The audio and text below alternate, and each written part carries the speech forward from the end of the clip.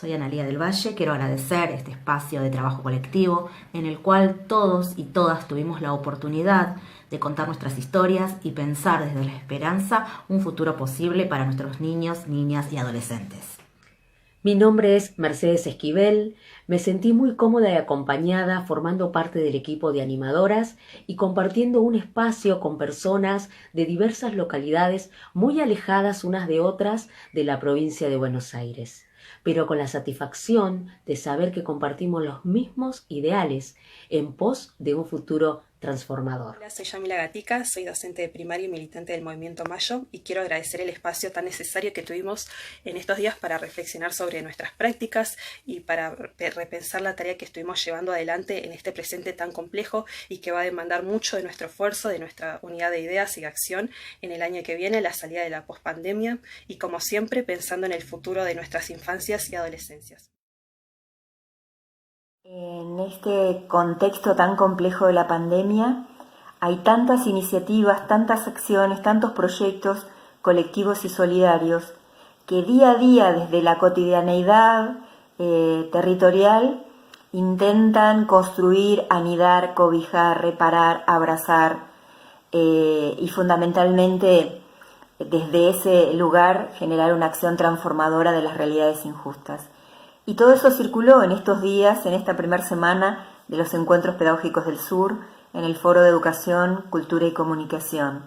Es decir, compañeros y compañeras, educadores y educadoras populares, que desde las escuelas, desde la sede de organizaciones sociales, de organizaciones sindicales, de organizaciones barriales, comunitarias, políticas, de cultura, construyen iniciativas para juntarnos, para pensar, para amplificar los límites de la esperanza, para avanzar proponiéndonos proseguir un sueño. Desde ese lugar, eso que es a veces muy anónimo, que no figura en las grandes titulares de los diarios, que no hablan de esa acción solidaria y colectiva. Todas ellas se nuclearon en esta semana en los distintos ámbitos en torno de este foro de educación, comunicación y cultura. Y hubo un grupo de compañeros y compañeras muy comprometidos y comprometidas que coordinaron, que animaron, que propusieron, que sistematizaron y construyeron cartas, que son historias de vidas colectivas, historias que se van vertebrando unas con las otras, historias que cuentan sueños, historias que cuentan la concretización de esos sueños, pero todas ellas nos hablan de que otro mundo es posible, todas ellas nos plantean procesos humanizantes y humanizadores para los niños, niñas, adolescentes y jóvenes y adultos en contextos muy dificultosos. Por eso nos seguimos convocando a seguir trabajando, a seguir debatiendo, a seguir construyendo conocimiento y a seguir generando acciones colectivas y solidarias, porque en este mundo hay esperanzas de seguir transformando esas realidades injustas, pero es una esperanza en movimiento, es una esperanza activa que se construye día tras día. Bueno, hola Adriana Puigros, Claudia Villamayor, Teresa Parodi, Eleonora Vázquez, buenas tardes, bienvenidas a este espacio de los Encuentros Pedagógicos del Sur, al conversatorio sobre educación, comunicación y cultura popular, pedagogías y didácticas. La semana en la que tratamos este tema es la semana que fue desde el 28 de septiembre hasta el 3 de octubre.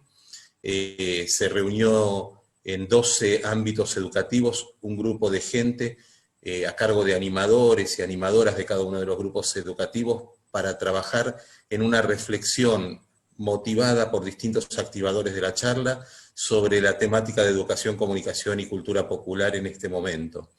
En ese espacio coincidieron militantes, educadores y educadoras populares, profesores, profesoras, maestros y maestras, pero también familiares de estudiantes, auxiliares de esos espacios y directivos.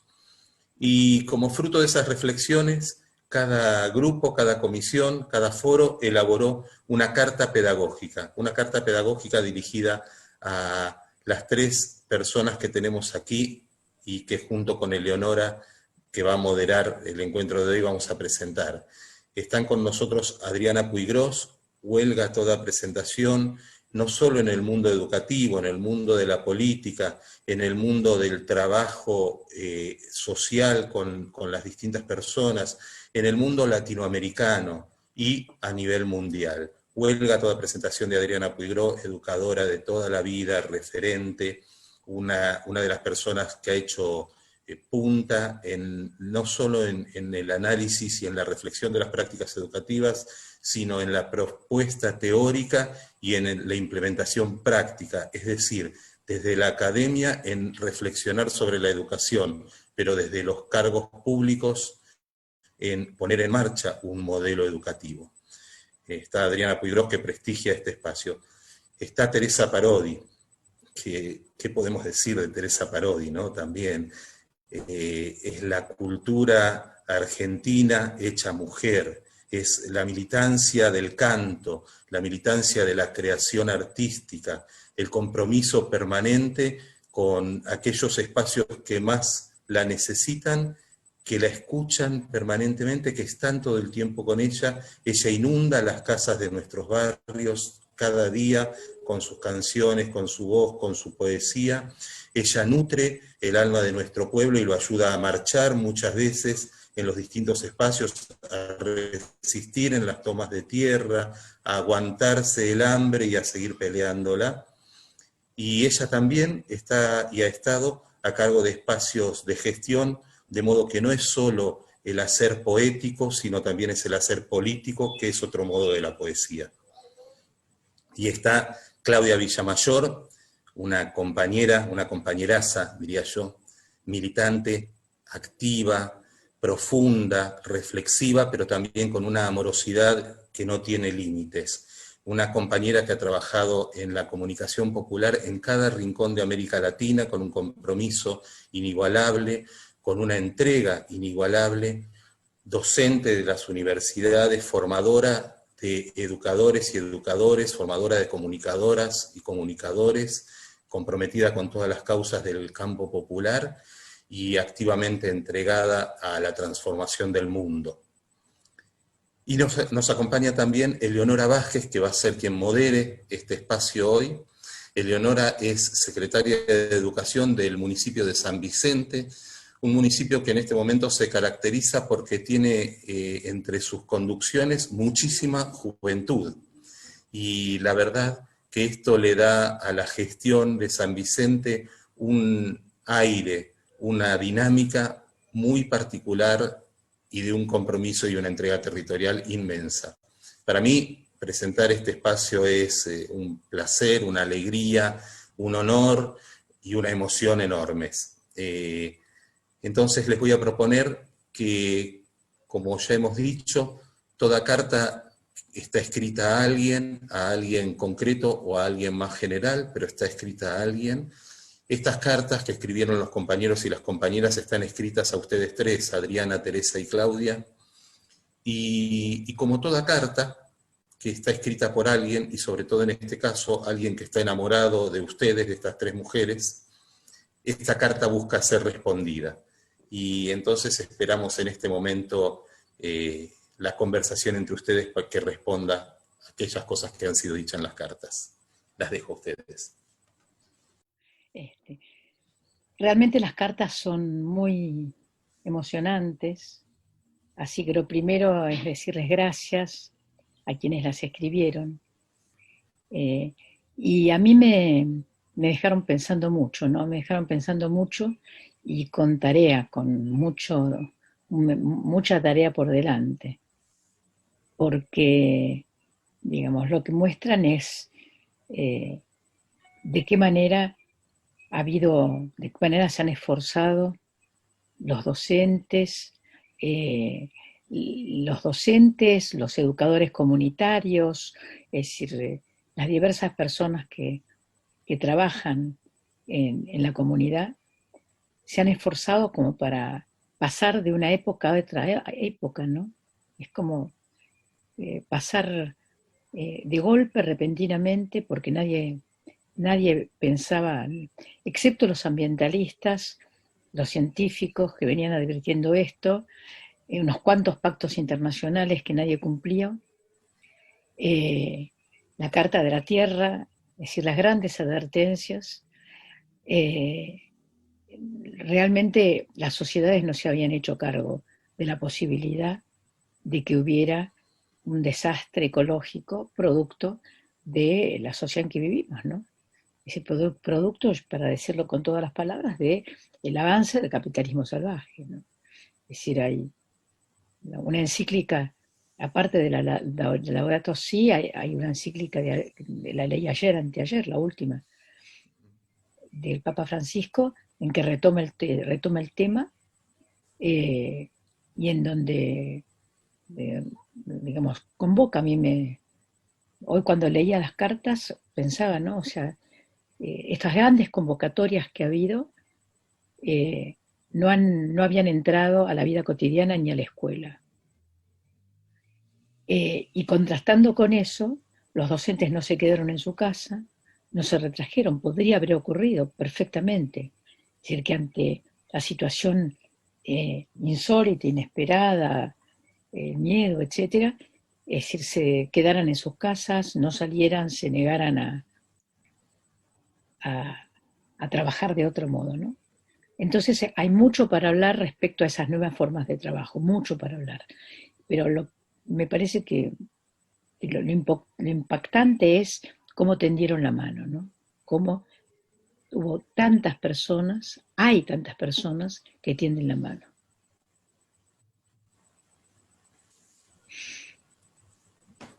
A mí me impactó, como decís, y Adriana, la forma de oír las voces a través de las cartas, ¿no? Casi verlos a través de las cartas. Me impactó la coincidencia. Están atravesadas por las mismísimas angustias, las mismísimas sorpresas, las mismísimas preguntas y las mismísimas búsquedas de tender puentes claros hacia el educado, digamos, el educando, pero ellos también aprendiendo.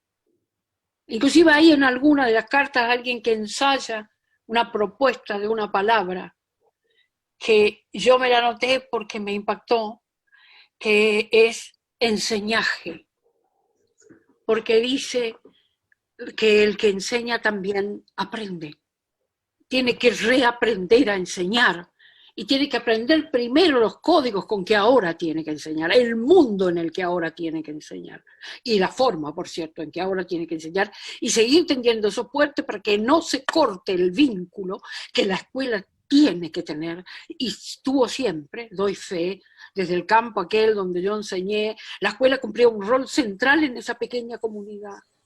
Nosotros recibíamos, los maestros, toda la conmoción que vivía la gente en aquellos parajes lejanísimos, solitarios, y lo que vivían los chicos en sus casas lo traían a la escuela y después nosotros interactuamos con los padres. Ese rol siempre tuvo la escuela pública.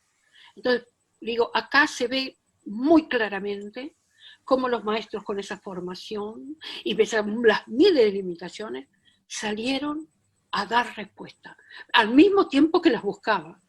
Me parece, la lectura me provocó mucha conmoción y siento que realmente, no sé si está en nuestras manos poder responder toda esta expectativa, pero sí está en nuestras manos decir que hemos aprendido, después de haber, nos hemos replanteado, como dijiste vos, Adriana, muchísimas cosas, inclusive de las que ya pensamos a partir de esas cartas, es decir, a partir de oír esas voces. Y si bien esto que dice usted, Teresa, de que hay como un denominador común en todas las cartas, en las distintas complejidades que fueron surgiendo y ciertas dificultades y desigualdades que quedaron a la luz más que nunca, que vienen de muchísimos años, creo que también, si bien dicen que la escuela siempre estuvo en la comunidad, muchos han planteado, no sé cómo lo ven ustedes, que se volvió a tener una nueva revinculación la escuela y la familia, la escuela y la casa.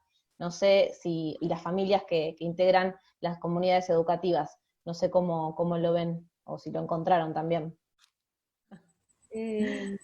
A mí lo que bueno, la palabra que es profundamente transformadora, que es la del enseñaje, eh, y que una siempre está como reaprendiéndola, ¿no? Como volviendo a explicarse de manera situada qué quiere decir ese enseñaje en los distintos escenarios donde le toca trabajar.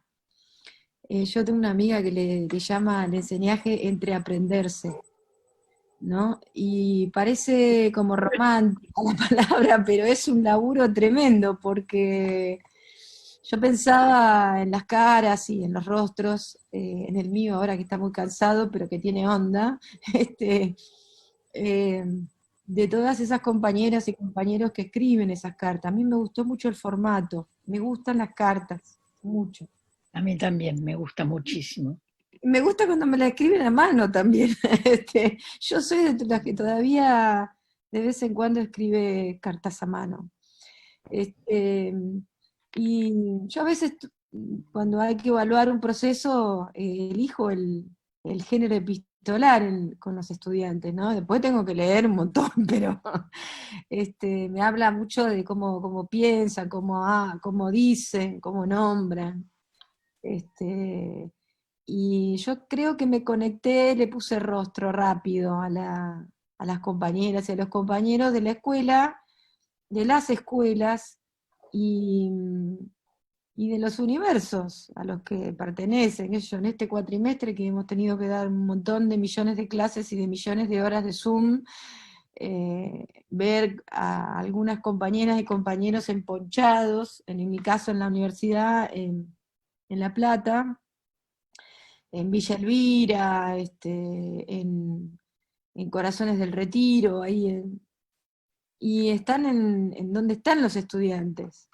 Entonces, a veces falta la calefacción, a veces faltan los datos, a veces el teléfono no alcanza, como cuando no hay computadora, y están estudiando en la universidad. ¿No? Yo coordino una carrera que se llama Comunicación Popular, a nosotros mismos, solo que en mi caso no estaba emponchada porque ahí estaba la estufa, entonces se me pasaban las quejas, se me pasaban rápido, digo, llevo 17 horas en la computadora cuando me encontraba, ¿no? Era inevitable para mí ponerle escena, como me gusta el teatro también, ¿no? Ponerle escena enseguida y identificar las voces, me gusta mucho la radio también. Entonces, fueron cartas con mucho acto ilocutivo, con mucha enunciación de subjetividad que me interpeló a mí. Yo las leí hoy tempranito y, y las transité y podría yo ser una de ellas también. Algunas de las personas que escriben, podría ser yo misma una de las personas que escriben también. Entonces, para mí, entre aprenderse y producir el enseñaje siempre ha sido, lo hemos aprendido mucho con Adriana, siempre ha sido historizarse, ¿no? No despojar de historia y de materialidad concreta de las personas con las que hablamos y desde donde yo hablo también, saber quién soy, no naturalizar. Entonces, yo aprendí eso en la educación popular, en dónde estaba parada, con quién estaba parada, qué tenía para aprender, y tengo un montón de anécdotas. Yo celebro esas cartas, me las voy a guardar como un tesoro, quiero decirles a todas y a todos, porque además, ¿cómo se llama el encuentro, no? Pedagogías del Sur, epistemologías del Sur, los saberes negados, podríamos decir, los formatos para hablar negados, que son otros modos, que no son los modos hegemónicos, tan urgidos por la premisa, tan urgidos por hablar rápido, tan urgidos por gritar, y por tener tanta necesidad de la eficacia, ¿viste? Esta convocatoria me llamó al encuentro. Esto es un encuentro, ¿no? Por eso el encuentro entre la escuela y la comunidad es muy importante, porque ahí nada es lineal, nada. A Sin mí me duda. pareció, ahora que lo estás diciendo, por muchas cosas me hicieron retrotraer aquellos tiempos míos, esas cartas, a mis tiempos de enseñar en los lugares marginados, ¿no? Pero antes eran los lugares marginados los que estaban lejos de las ciudades, los que estaban perdidos, los pueblitos perdidos. Ahora hay marginalidad en todas partes. Y siento que la escuela había desaparecido. Lo que leí me daba cuenta que estaban ponderando el lugar que otra vez ocupaba la escuela, en los barrios, en las villas, en los distintos lugares desde donde se trabajó el foro. Y desde las particularidades y desde las diversidades culturales de los que habitan esos lugares. Desde las edades a las distintas miradas, inclusive de acuerdo al origen por ejemplo, aparece muy claramente a alguien del pueblo originario, una mujer de un pueblo originario, tratando de que se la oiga y se la vea, de ser Se visibilice, sí, extraordinario, sí. ¿no? Y eso me hacía acordar a cuando yo fui a aquel monte misionero, que creía que fui a enseñar y fui a aprender. Fíjate que estamos hablando de lo mismo. Me acuerdo que los chicos, los niños me enseñaron a mirar primero el hábitat de donde estábamos reunidos y de dónde iba yo a enseñarles. ¿Cómo iba yo a enseñarles lo que aprendí en una escuela modelo y lo que de golpe frente al aula, con alumnos de segundo y cuarto grado en el mismo aula, que hablaban además idiomas diferentes, yo, que solo hablaba en castellano, y que tenía que enseñarles lo que había traído para enseñarles. Primero aprendí de ellos para poder saber cómo enseñarles. Y cambió mi visión del mundo, ¿no? Entonces, por eso en mis canciones hablan ellos. En un momento tuve la emoción de ver que se citaba una canción mía, Apurate José. Alguien decía, alguien habla en plural, como diciendo, así hablaban ellos, ¿no? Y nosotros, un poco eso, ¿no? Sentí eso, que bueno, que eso era lo que había hecho de algún modo yo. En un momento sentí que no era yo la que tenía que hablar en las canciones, sino ellos, para que se oigan y se visibilicen sus voces y podamos comprender el complejo país que habitamos, ¿no? Y sus diversidades extraordinarias y riquísimas. Desde donde las miles de miradas para poder hablar de inclusión. Y esas son las huellas, ¿no? que creo que viene a dejar la educación popular, que es el eje temático que nos toca, este primer eje temático que nos encuentra en los encuentros pedagógicos del sur, que las huellas que viene a dejar la educación popular en lo que es la educación formal.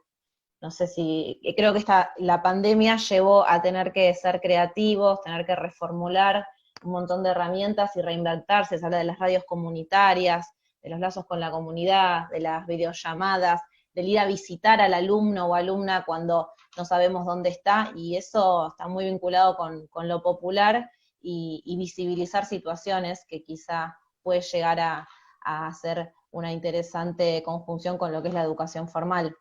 Yo lo vi como propuestas, no sé si ustedes lo vieron así. Bueno, a mí me pareció muy, muy importante que se diera testimonio de la educación popular que transcurre dentro de la escuela.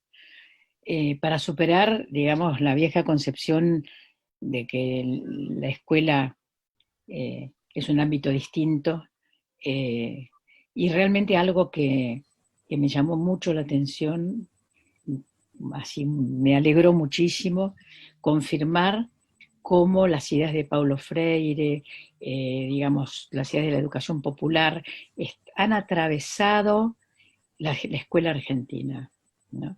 Yo estoy convencida de eso, que el viejo modelo del docente, digamos, de la escuela tradicional argentina, está muy atrás, y que realmente ha habido cambios muy importantes, que los docentes en la Argentina se han hecho cargo de yo diría de la educación popular. Se hicieron cargo de la educación popular. Ahora, no puedo dejar de decir, Teresa, que yo tuve una experiencia hace muchos años y a lo mejor fue para la misma época, yo soy un poco mayor que vos, me parece, y un poquito así, poquito, un poco mayor. Entonces, un poquito antes, yo tuve mi primer trabajo como maestra en Bárcena, que es un pueblo de La Quebrada que queda entre León y Volcán. Y fui maestra de primer grado, una suplencia de primer grado, tenía 18 años, y los chicos hablaban quechua. Yo, como vos decías recién, yo hablaba español, decía Teresa. Bueno, digamos, sin el talento, el oído de Teresa, o sea, yo soy un horror para aprender idiomas, soy una lengua, soy terrible. Y tengo grabada la dificultad para entenderme con los chicos, ¿no? O sea, ellos cruzaban el Río Grande cuando estaba seco, cuando en época de lluvia no podían venir a la escuela. Y la escuela quedaba, ahora hay una escuela que queda de un lado yendo hacia el norte, queda a la izquierda, y es una escuela muy linda. En esa época quedaba a la derecha, casi sobre el río, y era una escuela rancho, ¿no? Entonces, me acuerdo cómo en esa y en otras escuelas, después yo trabajé casi siempre en la provincia de Buenos Aires, en diversos niveles y lugares, pero, digamos, el docente era bastante almidonado y era digamos, el formado en el sarmientismo, ¿no? Era ese docente. Este docente es otra cosa, es muy distinto. Entonces, por ejemplo, yo anoté algunas cosas del trabajo, la carta que nos manda Ana del Valle con Mercedes y Yamila, para dar un ejemplo, que hablan de cómo aprendieron a usar la tecnología, etcétera. Pero creo que es esta misma carta, y también otra, la de el grupo de Martín Rodríguez del Centro de Formación Profesional 406 de Ingeniero Budge, que donde hay una profesora, Laura Jiménez, de lenguaje musical, ¿sí? Es decir, que hace videos en YouTube y que hace un despliegue con la tecnología que no se puede creer, pero aprendiéndola al mismo tiempo, ¿no? O sea, toma la música y la convierte, ¿no? Es eso, digo, seguro Teresa nos puede hablar más que lo que yo, que no sé nada de música, me impactó. Pero voy a lo anterior, porque ¿por qué decía lo de este grupo anterior que tomé nota? Creo que son ellos, porque dan cuenta muy fuertemente, igual que en otras cartas, de la inscripción multiétnica, multicultural, etcétera, ¿no?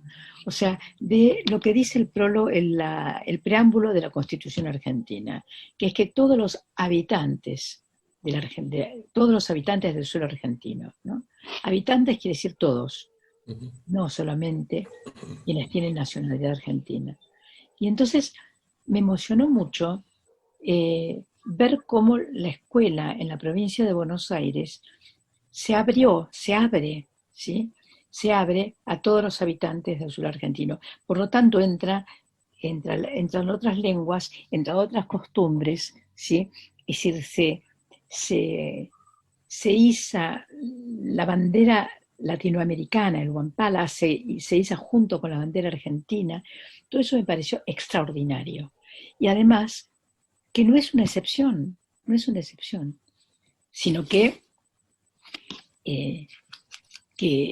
se ha instalado. Y Teresa decía hace un rato, no solo, digamos, resulta que no es solamente en el interior del país, sino también en el conurbano, etcétera. Es decir, que hay gente que vino de otros países y que además hay pobreza y que, bueno, es así, ¿no?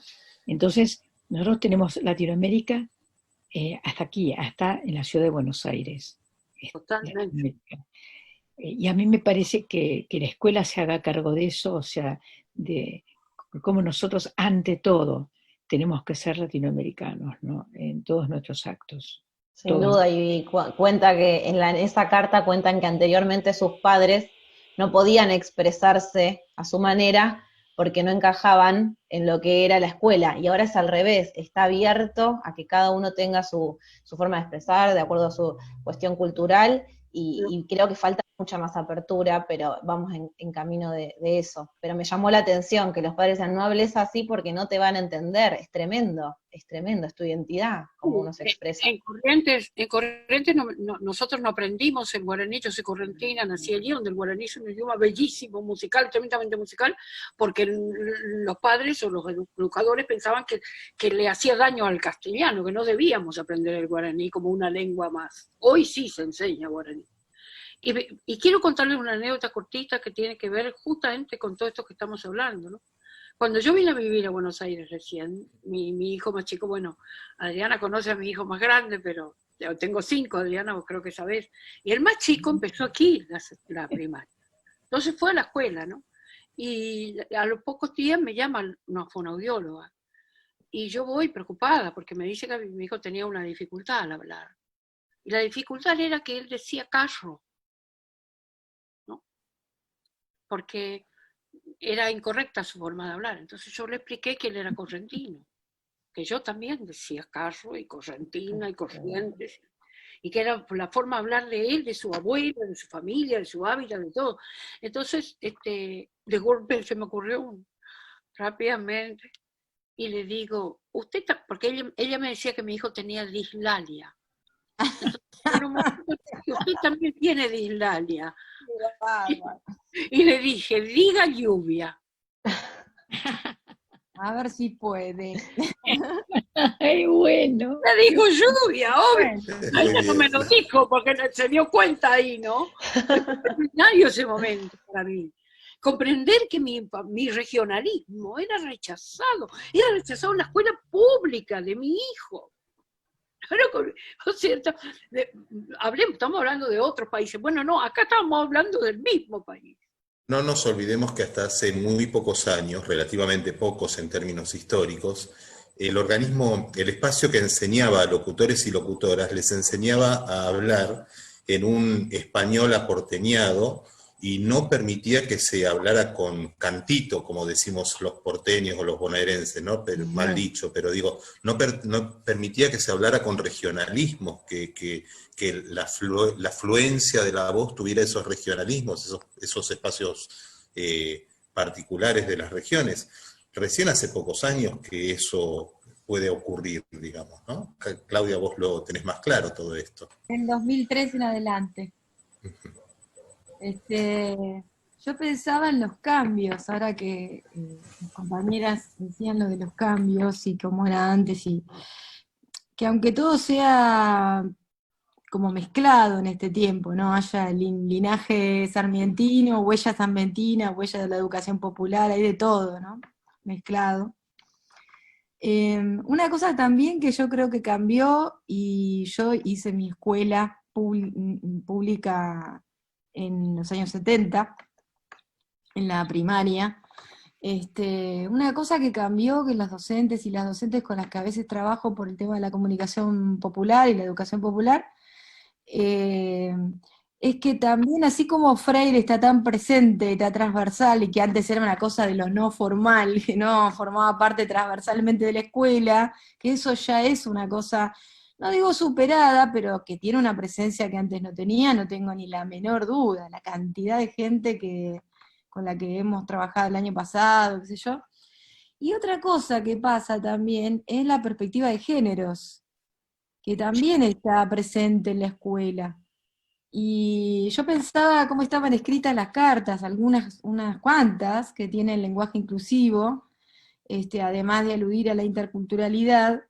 Eso también me llamó la atención. Y, porque claro, vi un montón todas juntas. Otra cosa es la experiencia que una pueda tener en un taller, en un encuentro, ¿no? Donde sabés que que si te convocan a vos es porque quieren justamente eso, trabajar desde la perspectiva de géneros, interseccional, intercultural. El cambio es muy grande también ahí. Y el otro cambio que me parece sustantivo, que uno lo puede mirar desde el lugar demonizado y otros no, es el tema de la digitalización de la cultura. La de incorporar, con qué rapidez una compañera, un compañero de la escuela pública habla de Classroom y de Zoom y de, y de ecosistema digital ¿no? Y pueden diseñar procesos educativos superando la pantalla que como ahora nos tiene reunidos, intentando tocar también al otro, aunque no lo toque, con la palabra, con la música, con los videos, con el cine. Yo creo que yo vengo formada de la pedagogía de la comunicación, ¿no? El lenguaje total, la pedagogía de la comunicación, entonces la comunicación educativa. Y era más o menos lógico que una trabajara a partir de recursos audiovisuales, etcétera. Pero que fuera tan generalizado y que todos ahora utilicen recursos digitales para poder generar interactividad, dialogicidad, criticidad. Yo pensaba cuando leía a las compañeras, todo eso en poco tiempo, o sea, con una vertiginosidad, porque el 20 de marzo fue ayer. Todos esos recursos no los utilizaban, y no porque fueran tecnofóbicos necesariamente. O sea, la dimensión política que hay ahí, del compromiso que tienen las docentes y los docentes para con los estudiantes. Es decir, por supuesto, siempre habrá alguien que le aflojará el zapato, pero la gran mayoría ha puesto mucho compromiso y se notan esas cartas. No la actitud abandónica, sino No, al contrario, sí, se reinventaron, aprendieron técnicas tecnológicas que desconocían y laburan muchísimas horas más por día que lo general, están todo el día con el WhatsApp, porque así fue planteado en todos los foros, y algo que planteaban desde el ámbito educativo de nivel inicial, que no pasó en los otros, no sé si lo pudieron notar, que a diferencia de los adultos mayores o los jóvenes, con los niños y las niñas es más difícil. Y ahí sí entienden que la pantalla no es suficiente, si bien en ninguno de los ámbitos los docentes son irreemplazables en términos presenciales, el nivel inicial se notó muchísimo más. No sé cómo lo vieron ustedes. Sí, se notó mucho. En las cartas aparece esa diferencia, sí. Y también aparece la dificultad de la familia para la conexión. La dificultad para compartir un solo celular o un solo dispositivo, una pantalla. Eso aparece en todas las cartas, eso atraviesa todas las cartas, la dificultad y de la conexión, porque también de eso dependía que se puedan hacer. Por eso luego también es emocionante leer que iban con los cuadernillos, o que buscaban otras formas de acercarse para no perder el contacto, para saber cómo estaban los alumnos, para saber cómo estaban viviendo, cómo estaban pasando este tiempo. Es muy importante el compromiso que han asumido los docentes, es muy conmovedor. Es decir, superando ellos mismos sus propias dificultades, más allá de que tuvieron que aprender todo este lenguaje, reinventar cómo iban a enseñar, casi como voy yo, Adriana, que teníamos la dificultad solo del idioma, pero yo además tiene la dificultad de la herramienta para enseñar. O sea, había que aprender un lenguaje nuevo, ¿no? Yo decía, vos me contabas a tus alumnos que hablaban en quichua, y a los míos hablaban la mitad en guaraní y la otra en alemán. Era como... y yo en el medio castellano. Entonces empecé a inventar nuevas formas de enseñar. Quiero decir, cuando hay un compromiso y una tremenda fuerza vocacional, uno sabe que su trabajo es llegar a los otros. Entonces empieza a inventar, y es creo lo que han hecho los docentes. Y creo también, al mismo tiempo que sé la situación de desigualdad que era tan claramente planteada, que la comprobamos una vez más, que quedó tan devastado en nuestro país después de las políticas casi de exterminio que tuvo el neoliberalismo, los 4 años de neoliberalismo desenfrenado. Digo, me impacta mucho pensar en los cambios los que dice Claudia. hay un país que ha cambiado, hay generaciones que han cambiado y están exigiendo ser escuchados desde ese cambio. Y eso, quiero decir cultural, quiero decir, eso es muy ponderable y tremendamente fuerte. A mí me da esperanza. Ahora hay que levantar estas voces para ver cómo se puede producir el cambio en la educación popular, en la educación pública, para que pueda contener toda esta riqueza. ¿Creen que hay prácticas pedagógicas que se empezaron a utilizar con la pandemia y con el ASPO que llegaron para quedarse? Sí, sin duda. O sea, ahora hay un trabajo que deben hacer las universidades, que tienen que hacer los institutos de formación docente, que es el de ayudar a las docentes a sistematizar lo que han aprendido, porque, digamos, efectivamente es un aprendizaje impresionante el que han hecho, ¿no? O sea, el despliegue, además de la inventiva. Yo tengo la impresión todo el tiempo de que ha habido fuerzas contenidas, ¿no? De que se rompió un formato. Claro. Un formato. Digamos, se liberaron los rituales. Y que entonces, esa es la explicación, porque de un día para otro, efectivamente, como ustedes decían, de un día para otro, ¿sí? Es decir, este despliegue de creatividad. Por ejemplo, una de las cartas en donde cuentan, que dicen, la hemos remado, ¿no? Costó. Y también cuentan cómo una que es de docentes, está firmada por docentes y estudiantes del sur profundo. Y entonces cuentan todo lo que hicieron, que incluso llegando a hacer teatro japonés. Un teatro japonés. Es fantástico. Teatro no. Enumera, ¿no? Esa cosa que dice WhatsApp, llevamos cuadernillos y teatro japonés. Entonces, esto por un lado. Y por otro lado, efectivamente lo que se ve es que hay una toma de conciencia fuerte de la desigualdad, ¿no? Es decir, cuando eso es muy fuerte cuando dicen, por ejemplo, de Florencio Varela, Laura y Adrián, que dicen, ha habido un cambio de paradigma, dicen, ¿no? Pero no todos pudieron ayornarse. O sea, no es solamente el hecho de la desigualdad económico, social, etcétera, sino también la dificultad cultural, ¿no? O sea, que no todos pueden de un día para otro, digamos, cambiar de paradigma. Claro, no todo pasa por la brecha digital, que creo que en todas las cartas habla de eso, pero hay algo más, además de la cuestión digital, de que no todos han alcanzado ese dispositivo, ¿no? Es más profundo. Sí, no, algo más que la cuestión digital. Lo bueno es que hay una apropiación de la tecnología, como para que la tecnología no se apropie de nosotros. Claro. Eso me parece que es muy importante. Están bien manejando la tecnología. Me pareció, Adriana, que una apropiación, además, siguiendo los conceptos de Simón Rodríguez, inventamos o erramos, que están citados también en la carta, en una de las cartas. No hubo tiempo entre el mundo docente de decir, bueno, vamos a hacer el uso de Classroom o de WhatsApp o de Facebook o de los campus como lo están haciendo ahora en Estados Unidos, en Inglaterra, en España, en Italia, en Nicaragua, en Venezuela o en Brasil.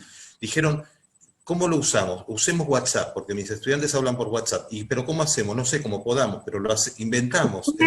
Por suerte. Claro.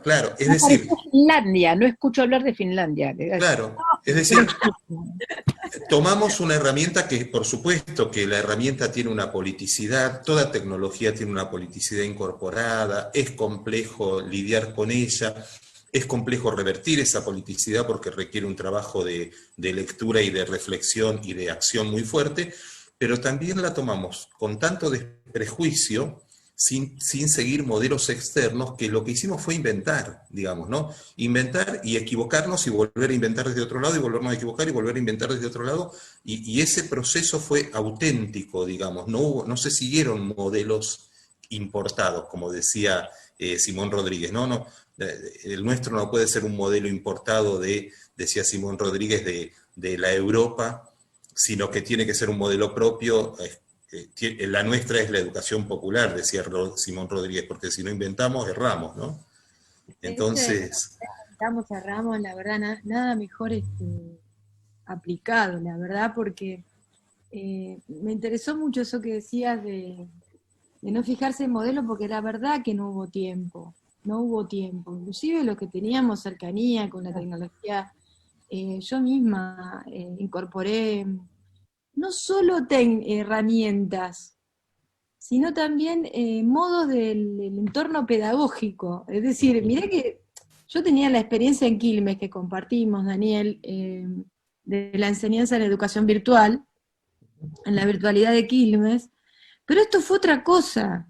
Esto fue, digamos, no bastó. Inclusive con los que tenía virtualidad tuve Zoom y presencialidad en la virtualidad. Y con los que los veía todos los días pasé a tener clases mediadas pedagógicamente. Eso no lo teníamos vivido.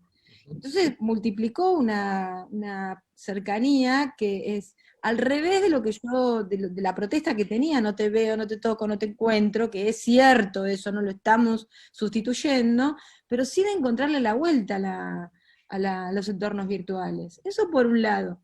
Y otra cosa que a mí me interpeló, así como decía Teresa, lo de que se evidencia la desigualdad que quedó absolutamente descarnadamente expuesta con este proceso en la escuela y en el sistema educativo, quedó claramente, capaz que toco una fibra sensible, por lo menos yo siento que me la toco, cuál debe ser el rol del Estado en este nuevo armado.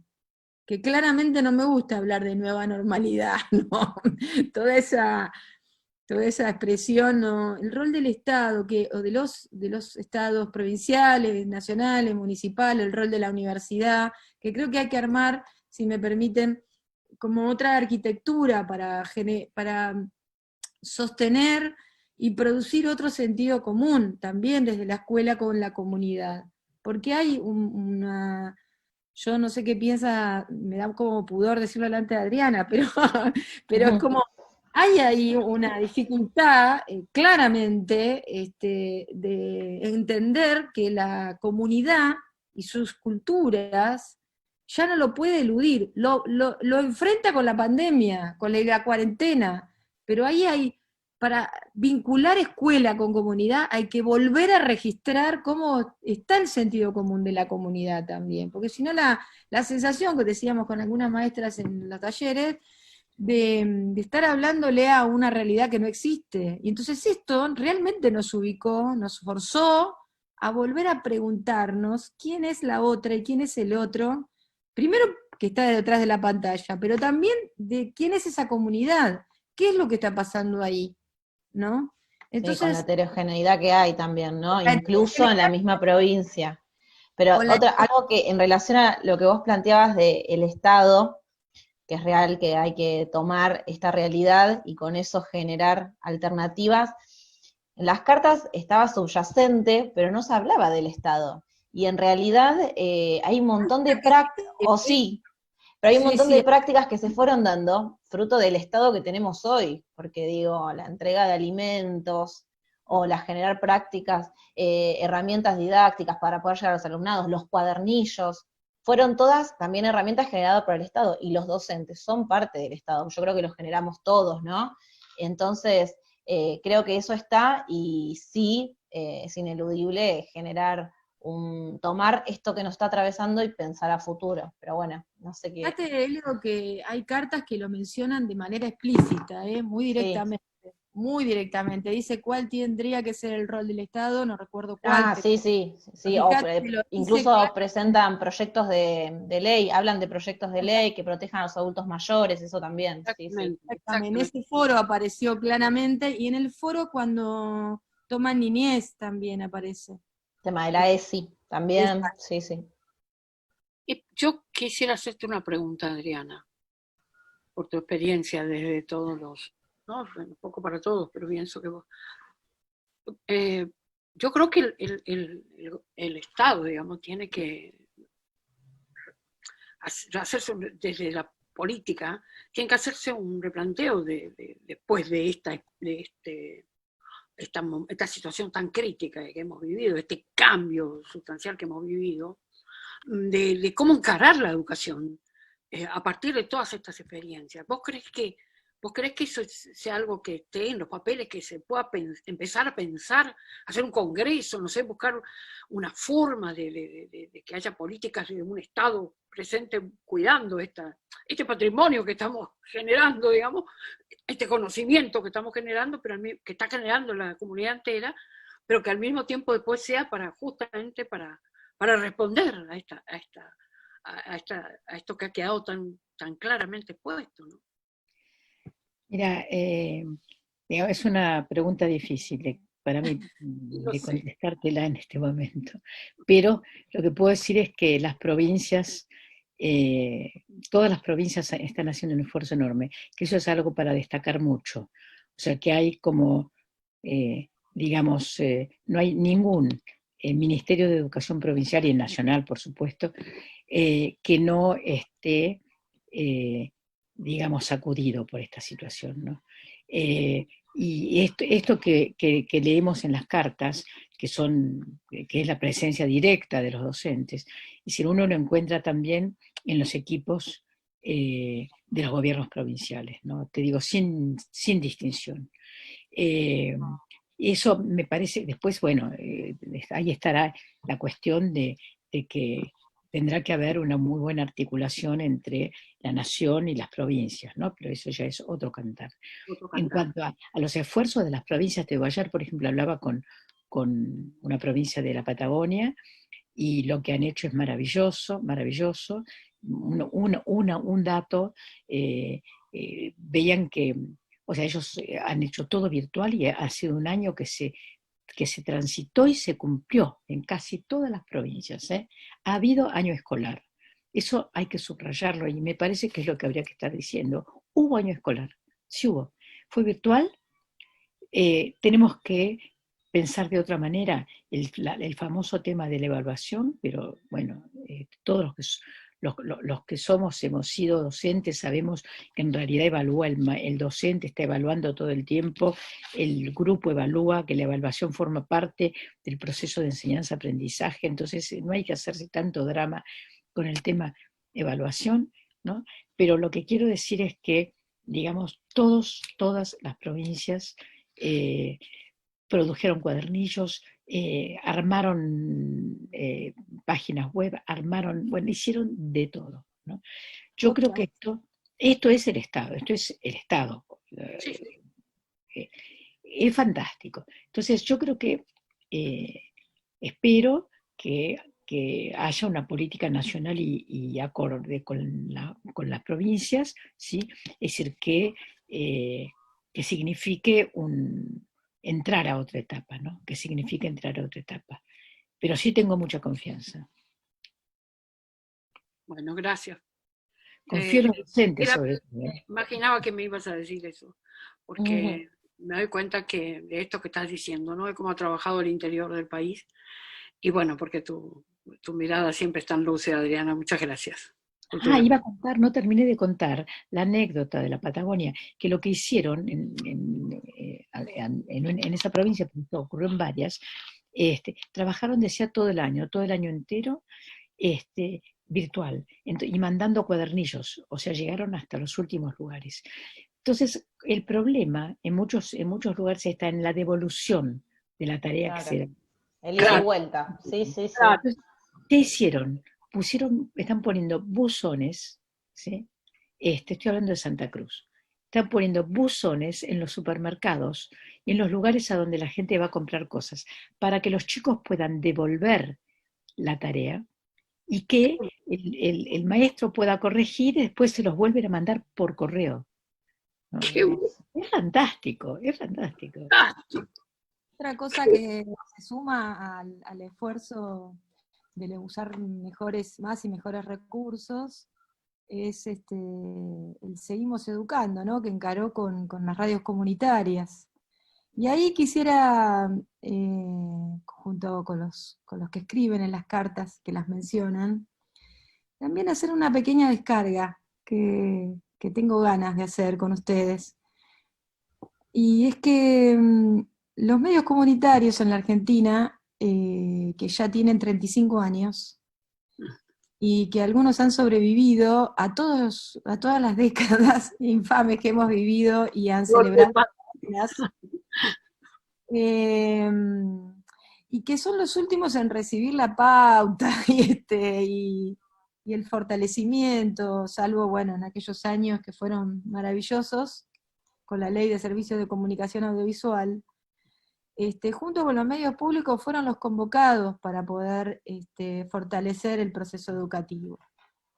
Y en ese sentido, cuando digo descarga, es cuán importante es pensar un sistema educativo de la mano con el dispositivo mediático de gestión social y de gestión pública, para no asumirlos como herramientas de difusión, una vieja concepción instrumentalista, antigua, sino que realmente son dispositivos educativos que pueden ir de la mano de la escuela pública.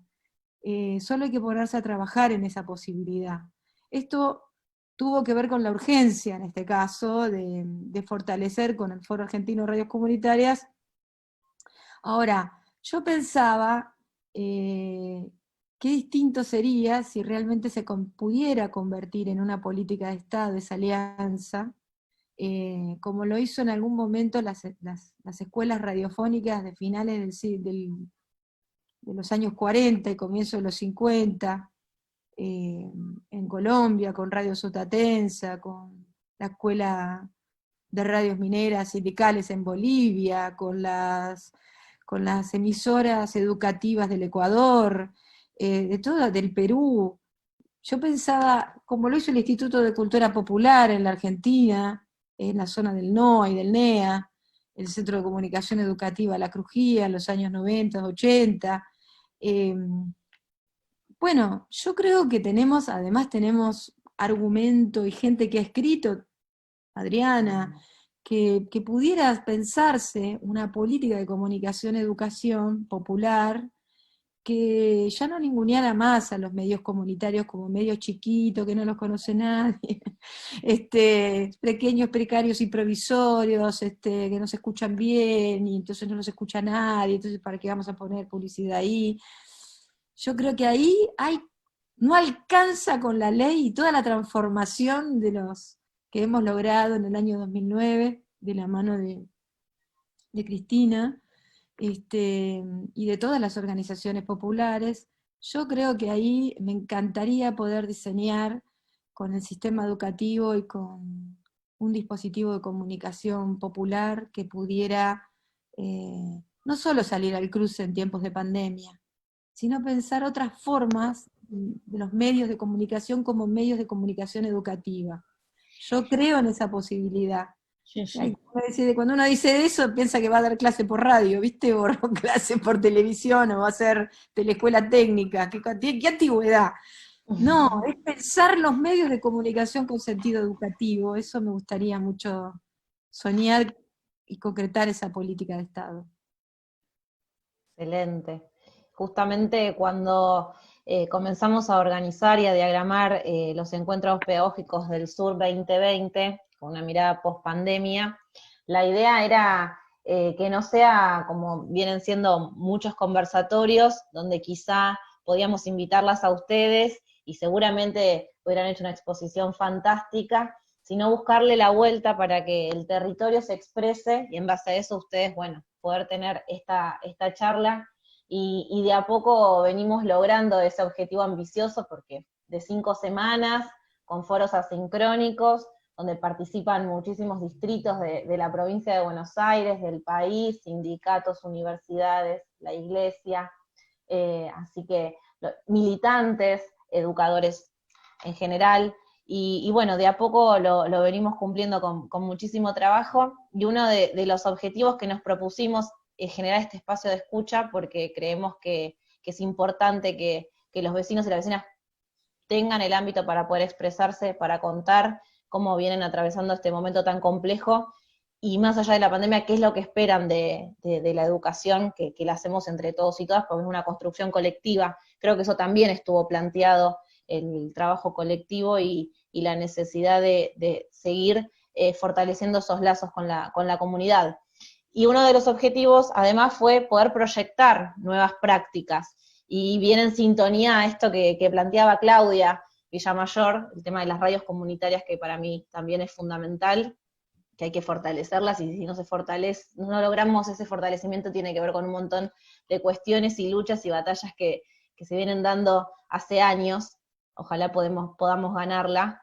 Y bueno, en ese marco me gustaría ya poder pasar a una tercera etapa de esta conversación y junto con la propuesta que hizo Claudia, poder escuchar a Adriana y a Teresa y decir, bueno, en base a lo que pudimos leer del territorio, proyecto, me gustaría que estas prácticas se queden, o creo que hay que fortalecer las que ya existen, o se me ocurre algo como para poder empezar a trabajarlo en conjunto.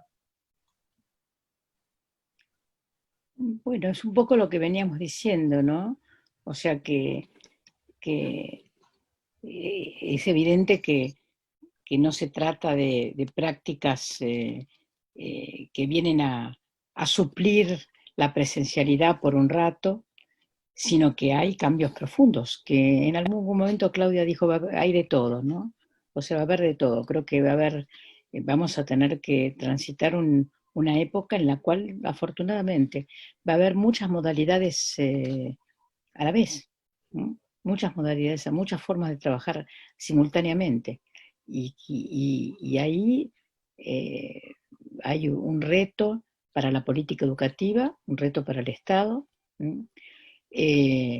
como para, digamos, poder darle un sentido, poder enhebrar, más que ordenar, esa palabra para este caso no me gusta mucho, pero sí enhebrar las diversas prácticas, darles una orientación, ¿no? Planificar, ¿no? Es muy importante que se pueda planificar, es decir, justamente para construir, digamos, un armazón en el cual sostener en el futuro una escuela diferente, ¿no? Contenga a todos y a todas, sobre todo a nuestros jóvenes, ¿no? Que también se encuentran muy interpelados con esta situación y creo que piden una modificación de cómo se viene dando la educación para ellos y ellos. No sé si lo ven eso con los jóvenes particularmente o si lo encontraron en las cartas. Y muy presentes a los estudiantes secundarios ahí, con mucha vehemencia. Creo que hay una gran preocupación sobre los estudiantes secundarios.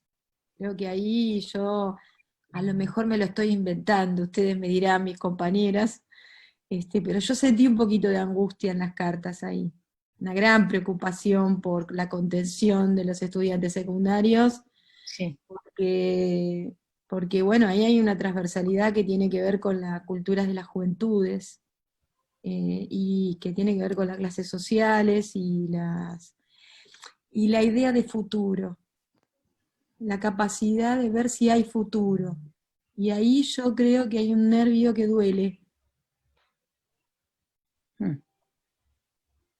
Hay una parte también de la formación laboral en donde aparece esa angustia, sí, donde aparece la sorpresa de la poca convocatoria y de Sí. las pocas ideas, pero que sin embargo hay ideas. Me parece que tiene que ver con eso también, ¿no? Pero igual creo que como decía Adriana, es extraordinario como todo esto que ha pasado, y de hecho hay que aprender de esto extraordinario, y está buenísimo que pensemos en que haya una forma de sistematizar todo este conocimiento, que de esta forma se metió en nuestra vida, ¿no?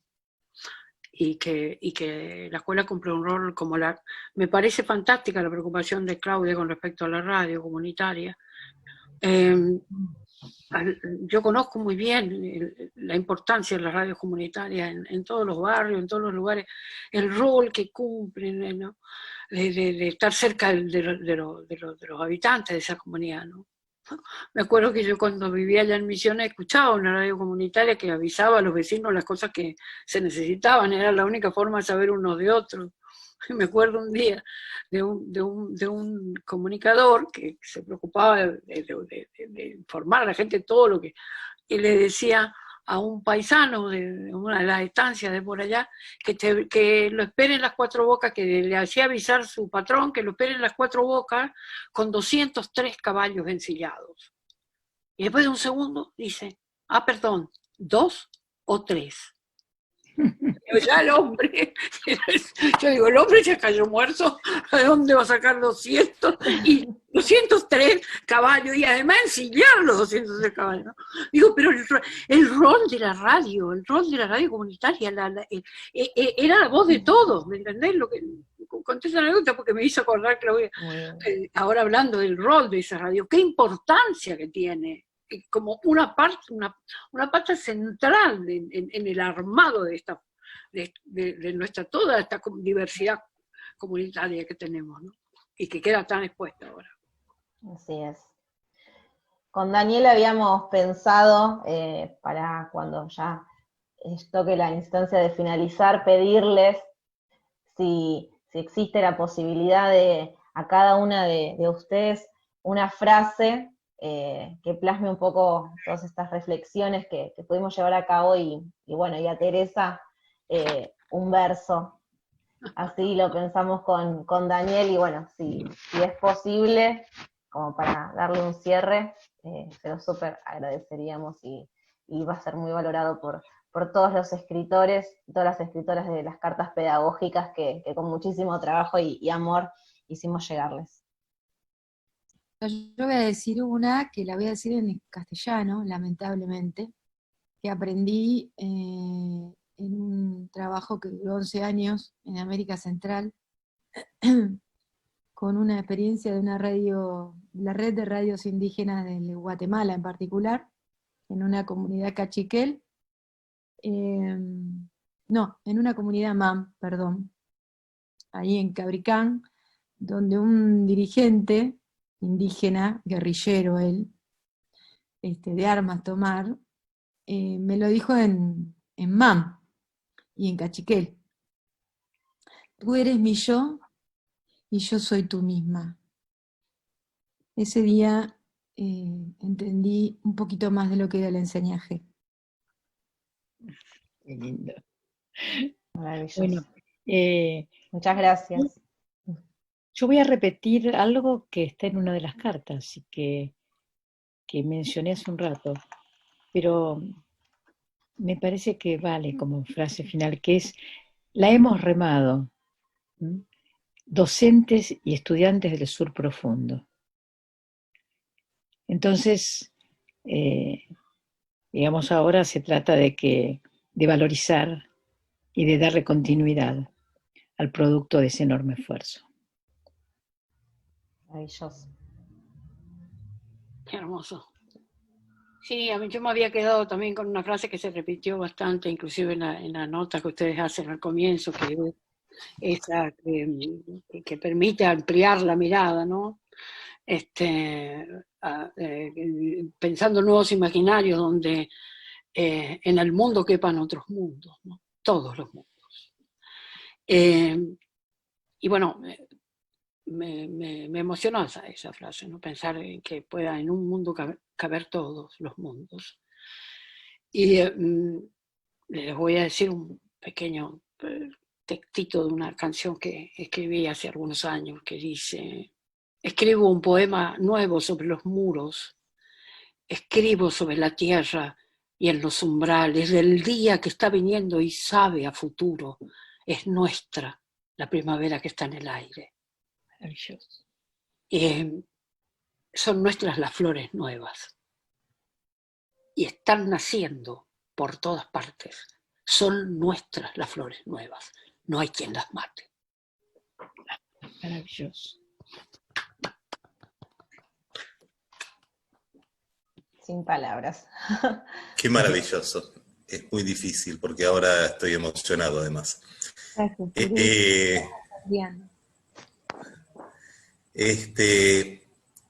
Con este trío de cultura, comunicación y educación, con este trío maravilloso y transformador de la realidad, con este trío con el que ojalá pudiéramos construir un círculo de propuestas educativas, tomando lo que dice Claudia, tomando el trabajo reflexivo, pero también de gestión y político de Adriana, y pudiendo pensar la cultura desde el lugar desde el que piensa y escribe Teresa, desde el que piensa, escribe y milita Teresa. Ojalá podamos armar entre ellas tres un círculo de política educativa que nos ayude a diseñar nuevos modelos educativos para esta Argentina que se viene en el 2021. La Argentina no es, la Argentina está siendo, y en ese estar siendo estamos nosotras y nosotros leyendo, pensando, hablando, discutiendo y trabajando.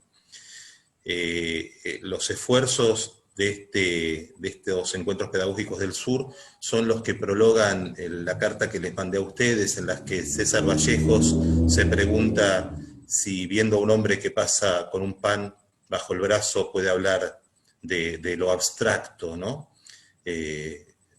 A nosotros, a ustedes, a nosotras nos duele la realidad, la cotidianeidad, nos duele en el lugar más profundo, pero también esa cotidianeidad y esa realidad es el espacio de potencialidad, es el único espacio en el que las prácticas políticas de transformación pueden ser. No pueden ser en otro lugar que no sea la realidad, las prácticas políticas de transformación. La realidad nos duele, pero es la condición de posibilidad. Quiere decir esto. Y yo estoy absolutamente esperanzado y seguro de que esta Argentina que no es, pero que está siendo, va a ser mucho mejor después de esto, va a ser mucho mejor al escuchar sus voces y al escuchar sus reflexiones, va a ser mucho mejor al haber traído las voces de los compañeros y las compañeras que estuvieron en esos foros y que ahora se van a sentir tan honrados, alegres y emocionados como yo, de haber escuchado la respuesta a las cartas que les escribieron con tanta amorosidad a ustedes. Les quiero agradecer, para mí, son esas cosas impensadas en la vida, tener este encuentro con ustedes tres simultáneamente, que las conozco en distintos modos, de distintas maneras, con distintos soportes a cada una de ustedes, con presencialidades, con materialidades libreras, y con audios que han llenado mi vida y mi juventud y mi adolescencia, y que me han enseñado a tocar guitarra.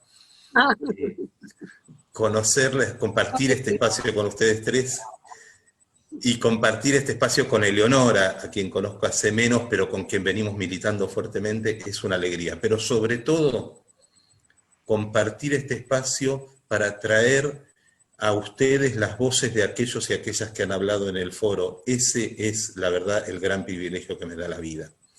Agradecerles mucho la participación, agradecerles este espacio y comprometerlas a que podamos construir un espacio de discusión sobre aquello que plantea Claudia, que esté nutrido a través de lo educativo y lo cultural fuertemente. Me parece que ese es el lugar por el que tenemos que buscar salida de este lugar, de este laberinto en el que estamos hoy.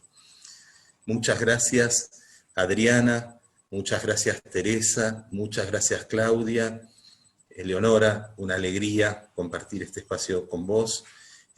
Bueno, no hay mucho más que decir, compañeras, compañerazas, militantes, lumbreras de nuestro camino que nos ayudan a seguir andando y a seguir resistiendo. Muchas gracias, muchas gracias por esto. Muchas gracias, Adiós, adiós Claudia, adiós Eleonora, adiós Daniel. Teresa, un abrazo. Gente, mi querida. Cariños a los chicos, cariños a los chicos. Gracias igualmente. Chao. Hola, ¿qué tal? Mi nombre es Franco Oliva, actualmente soy estudiante de Derecho y estoy participando como animador en los encuentros pedagógicos del sur. Me tocó ser animador del área de educación popular de jóvenes entre 11 y 18 años. Lo que se debatió fue principalmente la forma en la que los jóvenes hoy en día tienen dificultades para poder acceder a la educación popular, ya sea por conectividad, ya sea por falta de equipos tecnológicos, ya sea una computadora o un celular, también la dependencia económica del mismo, y el desafío que quedó planteado en el foro es cómo llevamos adelante la educación popular durante la pandemia y en los tiempos nuevos que vienen para la sociedad y para la comunidad educativa. Sinceramente, fue un placer poder debatir ideas y intercambiar posturas con diferentes docentes y esperemos seguir por ese camino y que se sume muchísima más gente para poder seguir llevando adelante una mejora en la educación de todos y todas. Hola, buenas tardes. Soy Ofelia Zulema González. Fui animadora en el foro Contextos de Encierro.